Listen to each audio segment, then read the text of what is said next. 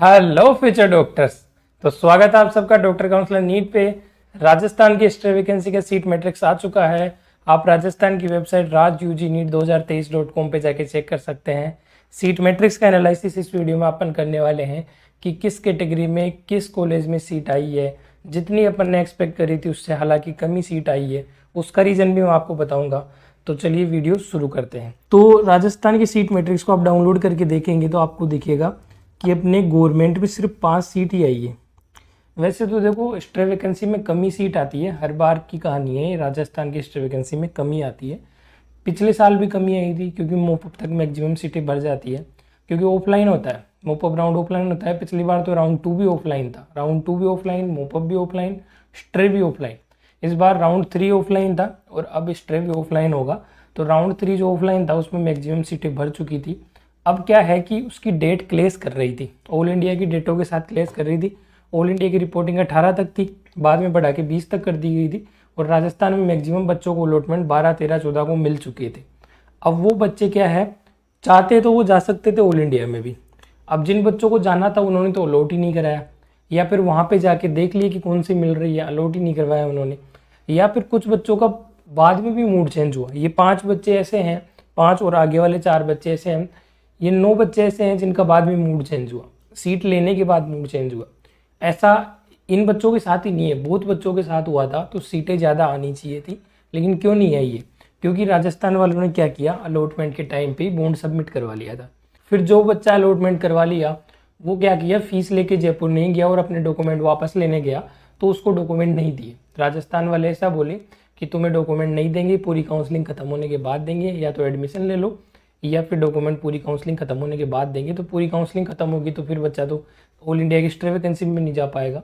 इस वजह से काफ़ी ज़्यादा दिक्कतें आ रही थी। और फिर पेनल्टी और लगा रहे थे कि तुम्हें अगर सीट नहीं भरी एक्स्ट्रा वैकेंसी के अंदर, तुम्हारी वाली छोड़ी हुई सीट, तो तुम पे बॉन्ड लगाया जाएगा और 10% पेनल्टी भी ली जाएगी। तो ये चीज़ें मांग रहे थे बच्चों से, मैनेजमेंट वालों से खासकर मांग रहे थे, गवर्नमेंट वालों से इतना नहीं मांग रहे थे। इसलिए गवर्नमेंट सीटें भी आई है और मैनेजमेंट सीटें भी आई है, लेकिन कम आई है, जितना अपन ने एक्सपेक्ट किया था उससे कम आई है। तो अब अपन बात कर लेते हैं कि कौन कौन सी सीटें आई है किस कैटेगरी के अंदर। तो देखो गवर्नमेंट में सिर्फ एक ही कॉलेज में सीट खाली है, जीएमसी पाली में संयोगवश, और किसी कॉलेज में सीट खाली है नहीं। और जीएमसी पाली में भी 5 सीटें अकेली इसी में खाली है। 2 तो आप देखोगे यूआर बॉयज़ की खाली है, एक आप देखोगे ईडब्ल्यूएस बॉयज़ की खाली है, एक आप देखोगे ओबीसी बॉयज़ की खाली है, और एक आप देखोगे एससी बॉयज़ की खाली है। तो ऐसे करके टोटल 5 सीटें खाली है अपने, और सारी की सारी बॉयज़ की सीटें हैं। अब बॉयज़ की सीटें गर्ल्स भी ले सकती हैं, तो इसलिए गर्ल्स को भी जाना है, बॉयज़ को भी जाना है, सबको जाना है ये सीटें। जो बच्चे एलिजिबल हैं, जिन्होंने AIQ राउंड 3 में अलॉट करा कि ज्वाइन नहीं किया है, या फिर स्टेट के राउंड 3 में उसको अलॉट नहीं हुआ है जिस बच्चों को, वो बच्चे जा सकते हैं। एक्स्ट्रा वैकेंसी की एलिजिबिलिटी के बारे में मैंने पहले ही आपको बढ़ा दिया था वीडियो में, आप देख सकते हो जाकर।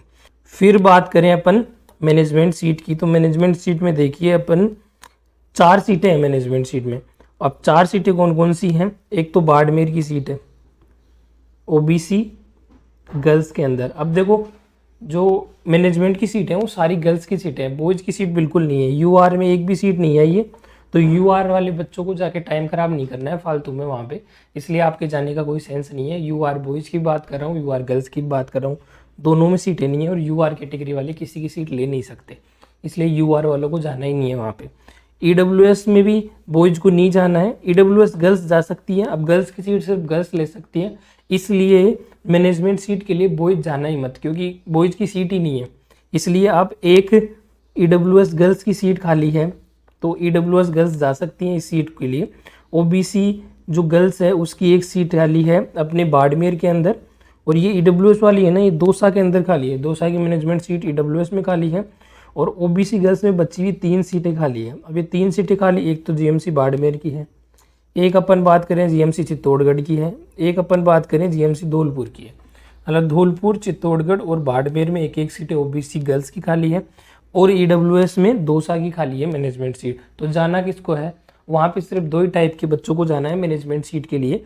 एक तो ईडब्ल्यूएस जो गर्ल्स हैं उनको जाना है, एक ओबीसी गर्ल्स हैं उनको जाना है। बाकी बॉयज़ को जाके टाइम ख़राब नहीं करना है, मैनेजमेंट सीट के लिए नहीं मिलेगी उनको। क्योंकि वो एलिजिबल ही नहीं है इन सीटों के लिए, इन सीटों के लिए बिल्कुल एलिजिबल नहीं है। तो EWS girls and EWS boys को जाना है। SC ST वालों को भी नहीं जाना मैनेजमेंट के लिए, कोई खाली नहीं है। MBC वालों को भी नहीं जाना, OBC बॉयज़ वगैरह बॉयज़ को तो जाना ही नहीं है। तो इन 2 टाइप के बंदों को ही जाना है इसके अंदर मैनेजमेंट के लिए। और गवर्नमेंट के लिए अपन बात करें तो गवर्नमेंट के लिए सभी बच्चे जा सकते हैं, क्योंकि UR में सीट खाली है, UR बॉयज़ में सीट खाली है, मतलब उसको कोई भी ले सकते हैं। तो सारे टाइप के बच्चे जा सकते हैं। SC ST वाले, देखो SC वालों में भी एक सीट खाली है, तो SC वाले भी जा सकते हैं। और ST वालों को और STA वालों को जाने का कोई सेंस नहीं है, क्योंकि UR की सीट ले तो सकते हैं, लेकिन UR से इतने मार्क्स होने चाहिए, उतने होंगे नहीं, तो इसलिए ST और STA कैटेगरी वालों को नहीं जाना है। जाना सिर्फ SC कैटेगरी वालों को है, क्योंकि बॉयज़ की सीट खाली है, तो गर्ल्स एंड बॉयज़ दोनों एलिजिबल है। OBC वालों को भी जाना है और बाकी सबको जाना है, जा सकते हैं। MBC वालों को भी नहीं जाना, क्योंकि उतने मार्क्स पे इनको बेटर मिल चुकी होगी पहले से ही। तो यहाँ पे 3 टाइप के बच्चों को जाना है। UR वालों को जाना है, एक अपने OBC वालों को जाना है, एक EWS वालों को जाना है और एक SC वालों को। 4 टाइप के बच्चों को जाना है और बॉयज़ एंड गर्ल्स दोनों को जाना है, मतलब 8 टाइप के कैंडिडेट हो गए, इनको जाना है। और यहाँ पे सिर्फ 2 टाइप के कैंडिडेट को जाना है।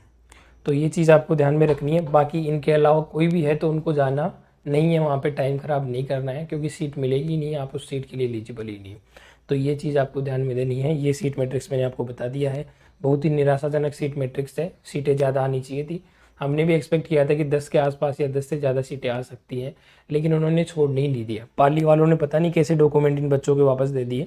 बाकी हर कॉलेज वाले नाटक कर रहे थे कि डॉक्यूमेंट हम नहीं देंगे, बॉन्ड लेंगे हम, तो 5 लाख रुपए जमा कराओ, या फिर है ना स्टे वैकेंसी पूरा होने के बाद काउंसलिंग के 10 दिन बाद तुमको डॉक्यूमेंट देंगे। तो फिर बच्चे डर रहे थे कि अब ऑल इंडिया का स्टे वैकेंसी तो हम करा नहीं पाएंगे, तो क्या मतलब है, इसलिए यहीं रह जाते हैं। इसलिए वो बच्चे गए नहीं। अब पाली वालों ने डॉक्यूमेंट दे दिए होंगे, इसलिए पाली की 5 सीटें खाली हो गई। तो ये मैंने आपको बता दिया स्टे वैकेंसी में। तो ये था आज की इस वीडियो में, मिलते हैं नेक्स्ट वीडियो में, तब तक के लिए जय हिंद।